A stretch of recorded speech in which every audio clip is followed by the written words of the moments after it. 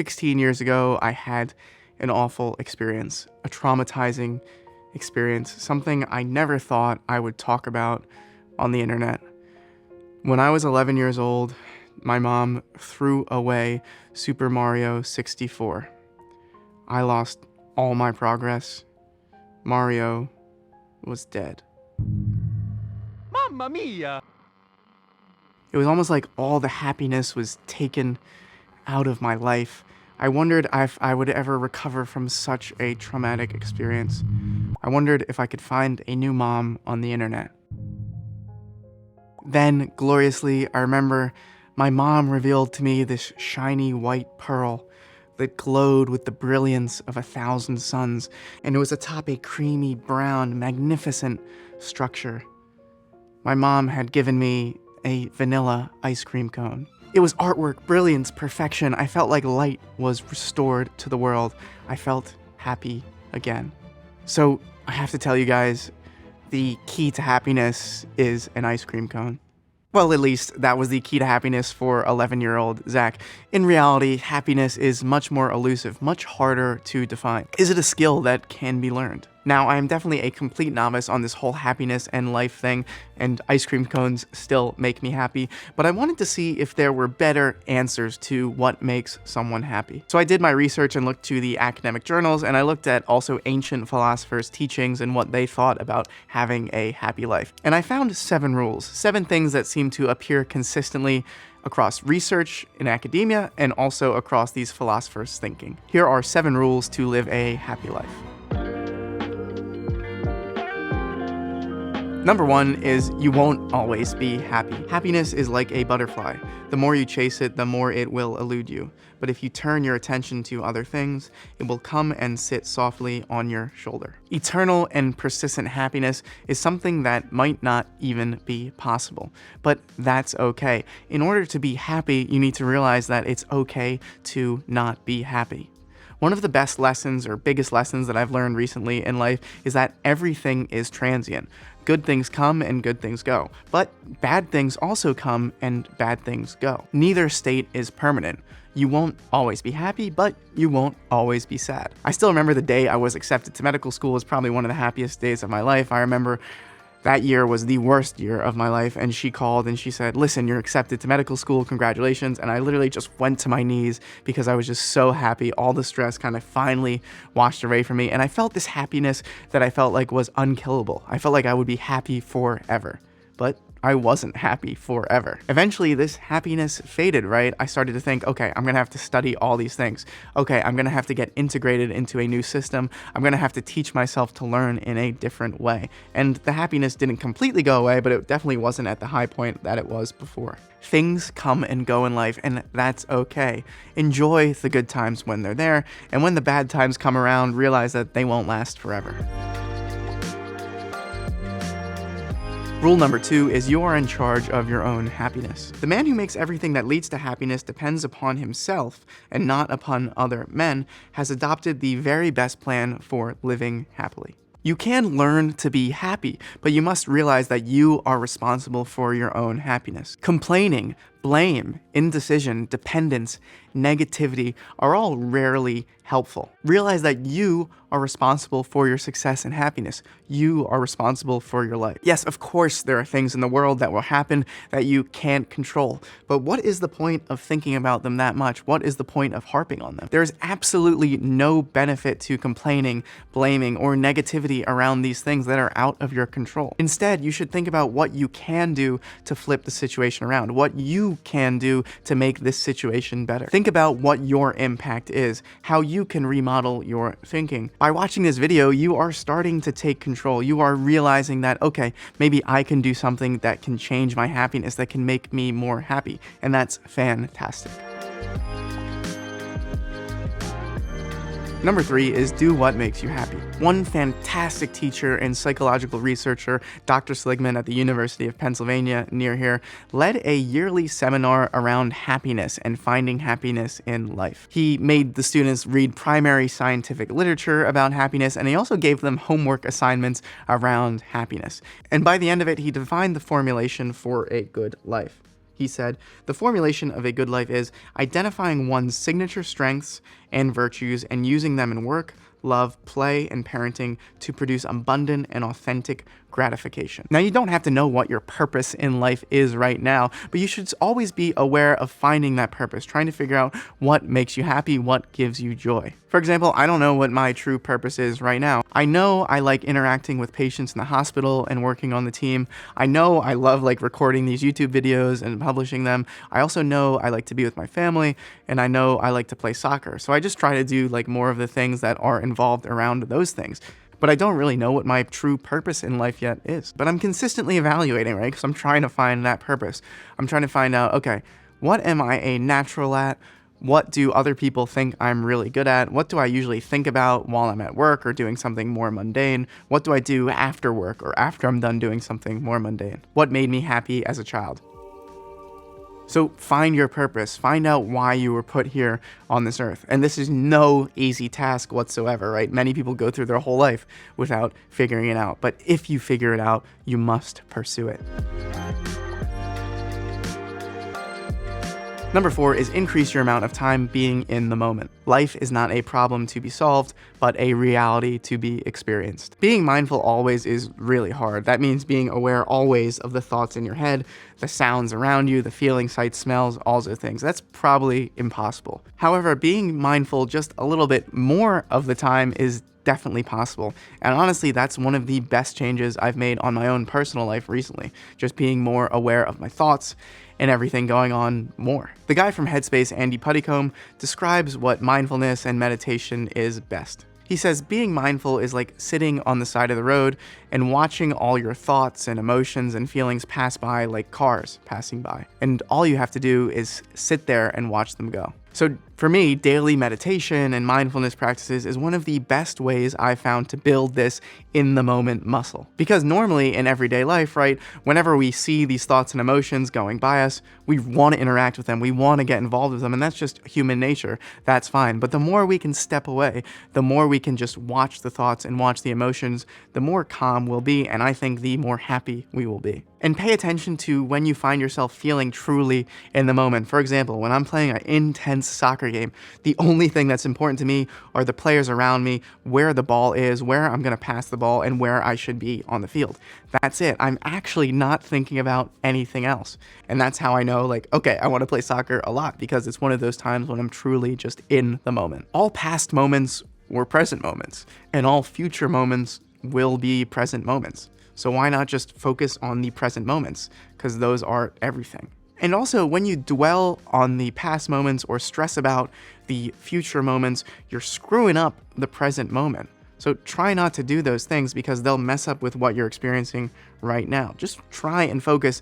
And again, you'll never be able to do this all the time. It's just really, really hard. But I think if you can do this more, if you can focus on the present more, you'll just be a little bit more happy. And of course, there are many articles and studies and research that says meditation is beneficial. Meditation is intermittent fasting for the mind.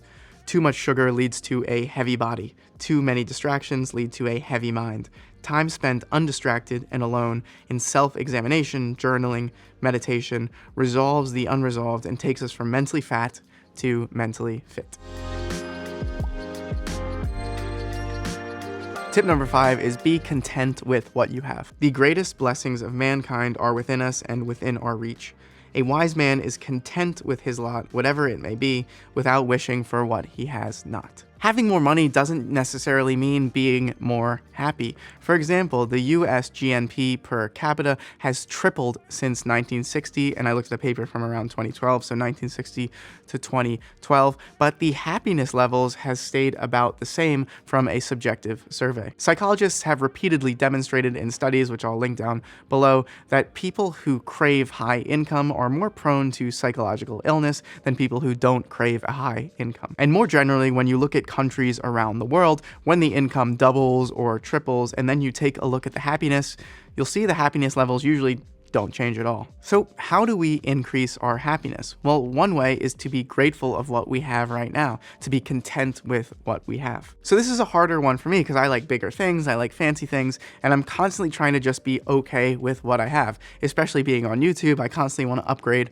all my stuff. And a lot of times I do, but a lot of times I'm like, okay, this stuff is good enough. This stuff is fine. But in general, in the life sense of things, I try to be more grateful just about my life in general. One of the best ways to do this is every morning I write down 3 things that I'm grateful for. And this is sneakily powerful. In combination with a meditation and mindfulness practice, this is amazing. For example, I might be walking outside in the park and say, okay, wait a second, I know mindfulness, blah, blah, blah.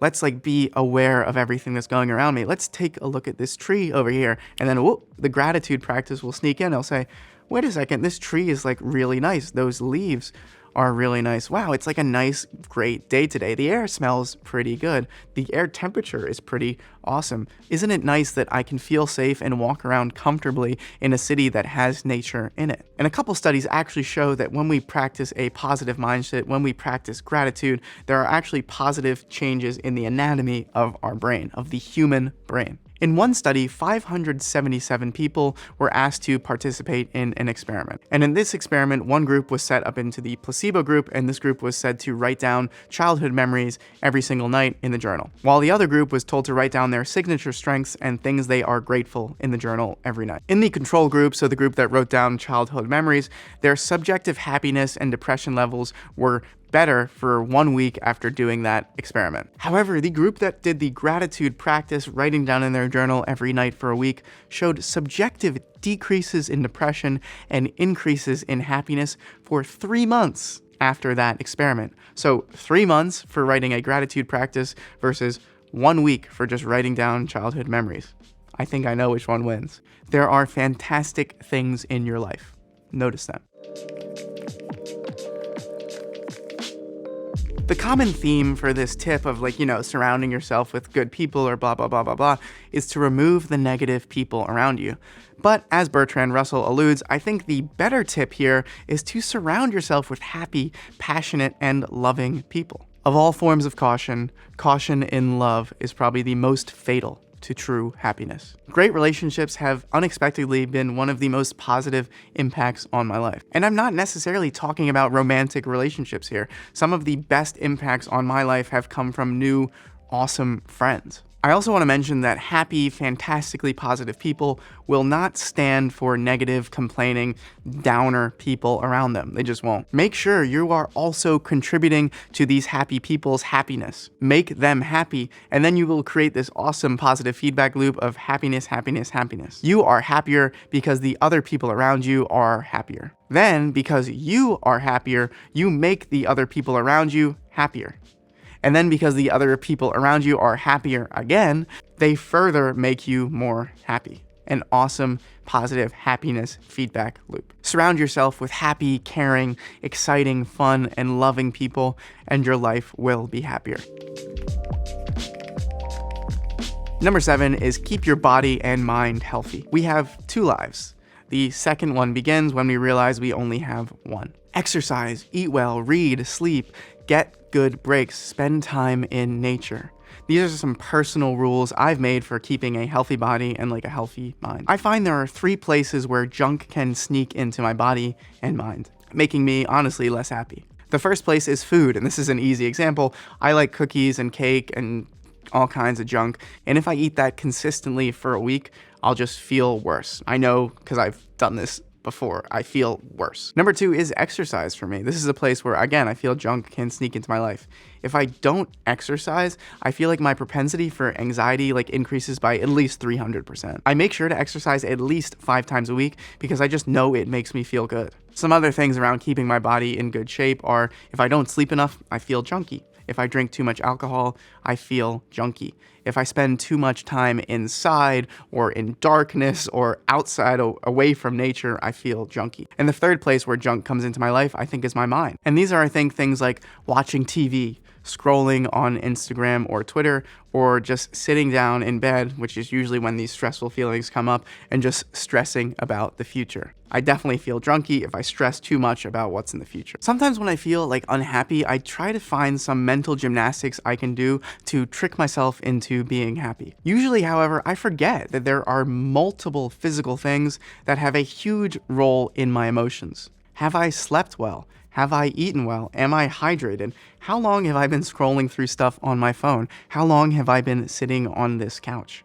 If I just asked myself those simple questions, I would probably find out why I'm unhappy when I'm unhappy about 75% of the time at least. I remember during the COVID pandemic, I was trapped inside for long periods of time, and I didn't have access to the gym, which I normally had access to, and I would normally go all the time. And bad habits started to form, and I felt myself feeling unhappy, and I was thinking, oh, it's just COVID, I'm just inside all the time, things aren't good, I need to figure out how to be more positive and how to change my thoughts. When really, I should have just started exercising more. Do some form of exercise. It didn't have to be the gym, right? And that's what I eventually figured out somehow. I just started running. I'd never run before. I thought running was stupid. And I just tried running 2 years ago during COVID, and I found out it fixed pretty much everything. It fixed my feeling of unhappiness. It fixed all my bad habits. Before you pull any levers around work or your relationships or trying to perform fancy mental gymnastics, take a careful look at your physical health. I think you'll be amazed at how quickly you'll start to feel better, how quickly you'll start to feel more happy when you fix the physical things going on with your body and your mind. Fix those things first before you try to do fancy mental gymnastics around positivity and eliminating negative thoughts and all those kind of things. Trust me, you'll be amazed by the results. When the mind, body, and spirit are in harmony, happiness is the natural result. A major part of having a happy life is also having a fulfilling career. Are you happy with what your work is? Should you switch? Is there something that could be maybe not only more impactful to you, but to the rest of the world? And I've recently found a great resource that helps answer that question. And that resource is 80,000 Hours, who are kindly sponsoring this video. And they're called 80,000 hours, right? Because that's 40 hours times 50 weeks times 40 years, which is 80,000 hours, which is the amount of time you spend working in your lifetime. They're a nonprofit, and everything they offer is completely free. And they've spent the past decade researching career planning and what careers are the most impactful on the world. Here's the amazing thing.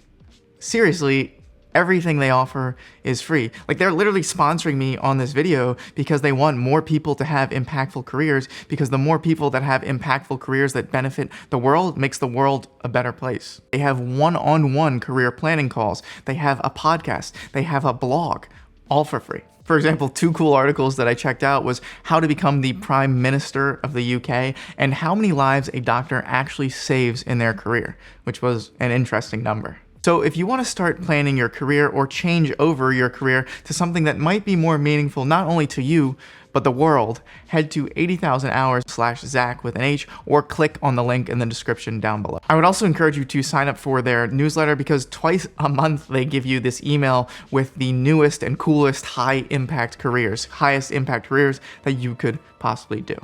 But that is it. I hope this video was helpful. Go get happy, because remember, it's your job. Thank you so much for watching, and I will see you on the next one.